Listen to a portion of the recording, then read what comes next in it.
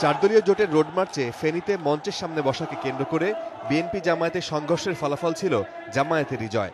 সংঘর্ষের পর জামায়াত নেতাকর্মীরাই এর দখল পেয়েছিলেন।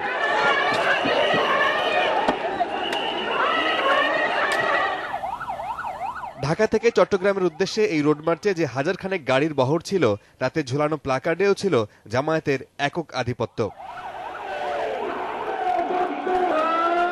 এছাড়া কুমিল্লা এবং চট্টগ্রামে যে সমাবেশ হয়েছে সেখানেও জামায়াত কর্মীদের ছিল সরব উপস্থিতি।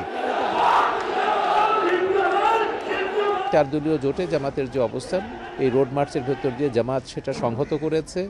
বিএনপিকে তারা বোঝাতে পেরেছে যে তোমরা জোট বাড়ানোর নামে ওইসব কাদের সিদ্দিকী বা ওয়ালির মতো মুক্তিযোদ্ধাদের নিয়ে সুবিধা করতে পারবে না, আমরাই তোমাদের আসল শক্তি। আমাদের উদ্বেগের বিষয় হচ্ছে যে সরকারের মনে হয় যে এগুলো শোডাউনগুলো দেখে তারা মনে করছে যে কি না আরও একটু ধীরে চলা বোধহয় ঠিক হবে। শুধু ঢাকা চট্টগ্রাম না, ঢাকা সিলেট দেখেছি আমরা, ঢাকা বগুড়া বা ঢাকা খুলনায় যতগুলো রোড মার্চ হয়েছে জামাত ইসলামের নেতাকর্মীদের তৎপরতা অনেক বেশি ছিল। তারা বলেন জামায়াতকে সমর্থন দেওয়াটা বিএনপির জন্য বিভিন্ন সময়ে কাল হবার প্রমাণ দেখা গেছে। তবে এই রাজনৈতিক বিশ্লেষকের মতে লাভ হয়েছে দুই দলেরই।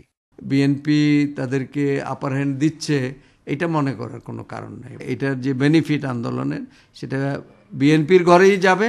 জামাত মাঝখান থেকে যেহেতু তারা জোটের মধ্যে আছে তাদেরকে তো বেরও করে দিতে পারছে না, কাজেই তারা কিছু সুবিধা তো নিবেই। তিনি বলেন যুদ্ধাপরাধীদের দল জামায়াত কিংবা স্বৈরশাসকের দল জাতীয় পার্টির সাথে এই দেশের মূলধারার রাজনৈতিক দলগুলোর ঐক্য গণতন্ত্রের মূল লক্ষ্য থেকে এই দেশকে অনেক পেছনে ফেলেছে।